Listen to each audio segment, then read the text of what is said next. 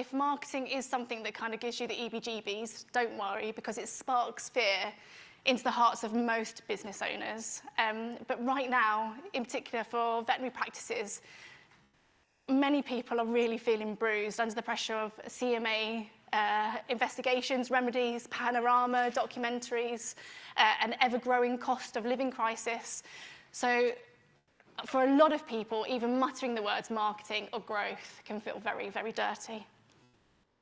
And it's not surprising that so many within the community are kind of feeling the ick when you've got so many people scrutinizing what you do, when what you are doing comes from such a great pace. So to have the important work that you do be cynically questioned is really difficult when you're then trying to work out how should we frame ourselves and how should we be marketing our businesses. So I want you to take a moment and think, when someone says to you, what marketing activities are you doing? What does growth mean to you? What comes to mind? For many, especially those looking to start up or maybe looking to refresh their business or expand their business, they'll normally look at 4 areas. So they'll look at social media, they'll look at their website, they'll think we need to have things like reminders, that might be via cards, text or call, and they'll probably look at promotions, whether they should have a small budget for advertising on Google or whether you might offer discounts to people in your local area. On these, especially for elements such as social media and websites, most people know and feel that they must have them, but not really particularly sure why. And so they'll probably ask themselves, okay, we'll just set up across all platforms on social media, and then they'll think, but how often should we post? Who should be doing the posting? They'll set up their website, and they'll think, okay, so we've got to have a website, so we'll put in our services in there, we'll put in a couple of pictures of our team, and then we'll add in our contact details so people know where we are. But they won't necessarily think too much about the purpose of your website and what it can do for you, but also how your website itself can influence and determine the culture that you have within your business. So marketing really, I think a lot of us, marketing is kind of seen as being kind of like the sparkles and glamour. It's the soft, fluffy stuff. But it isn't actually what you present outwards. It's what your clients experience when they come inward towards you. And so what we should really be thinking about, beyond websites and social media, is we should be thinking about where and how will your clients or do your clients find you? Where and how do they or will they book in with you? How accessible are you? What senses are evoked when people are going to walk through your front doors? How are they going to be greeted? Where did they wait? How long was the appointment? How was their pet accommodated? Did they leave knowing what to do next? Did they know how to pay you? Where did they go after you? And when and how will they see you again? Everything in this bullet list is your marketing. So everything in here is what you should be thinking about when you're deciding what kind of marketing culture you're going to have that's going to represent the business that you want to offer and the support that you and your team want to give to your clients and to the patients that you serve without stretching yourselves so far that you're having to run day by day on fumes. And so what we can do is we can consider the whole journey. So from the moment that they find you to the minute that they leave your practice, we can consider that whole experience and break it down into 4 key parts.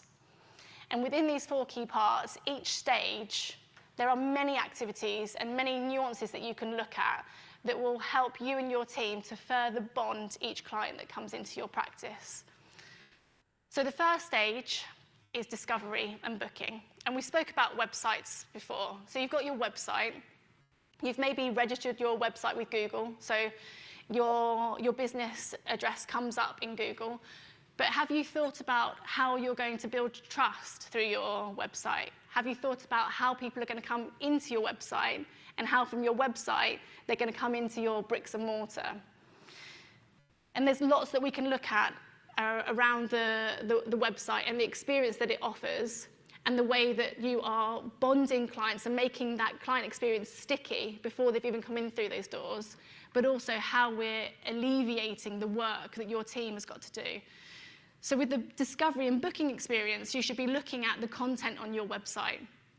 Does the content that you've got answer the search inquiry that's coming through, say from Google into your website? Are you matching and fulfilling that need? It might be that their search term is just a vet near me. So there might be many vets. I mean, I live on the outskirts of Hampstead, and every 5 minutes you walk past either a bookshop or a veterinary clinic.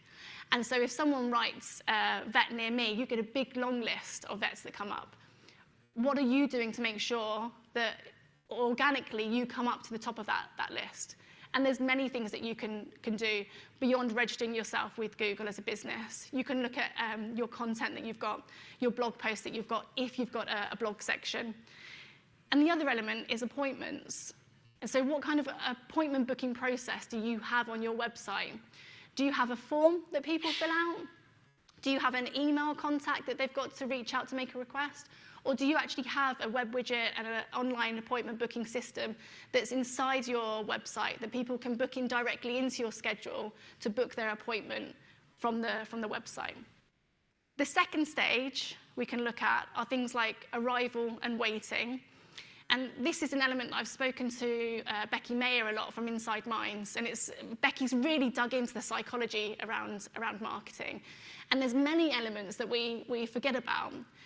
You know, if you're opening up a new practice, you want it to be nice and beautiful and sparkly, but quite often with practices, people forget within the team to try the experience of coming through the front door and what it's like.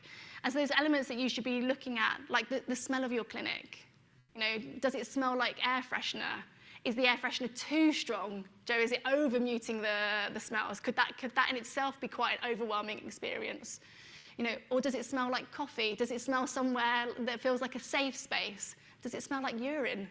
You know, is the pathway into the front door clear and welcoming for people to come in so that they can experience what your team has to offer? And how are they being greeted? The third stage is the appointment itself, and we should be looking at things like how long the appointments are, how engaged the client is, and did they feel heard and included, but also, did you feel heard? Did that client walk in, did that pet owner walk in with their pet, sit, nod away to you, leave, and not remember a single thing that you said? So we need to look at what we're doing to make sure that we've got activities put in place that fulfill the whole experience, so they don't leave that appointment thinking, I don't want to go back there because I don't want to ask them, what did you say? And then the last stage is follow-up and retention. So did the pet owner leave knowing what to do next and how to pay? Is their appointment booked? How positive are you that they will review you and refer you? And this is key, because this last section here, many people will avoid asking for reviews because they're scared that it might be that one person that you've met on the wrong day in a very emotionally fueled situation where they're dealing with the health of their loved one, and that maybe what they're going to do to vent themselves is to leave you a bad review. But the truth is, what we see is it's not like going to your accountants or to your lawyer. Most people that go to their vets, they love their veterinary teams that they've chosen to book in with. And most of the reviews that come from patients are really, really positive. And so you should be looking to make sure that this section happens, because this, more than anything, will establish the level of trust that's in your clinic and how often you are referred, not just by word of mouth, but through things like Google reviews. And so when somebody puts in vet near me, you're wanting to bump up that list to be at the top. The more of these that you have, the more reviews that you have, the closer to that top you're going to get.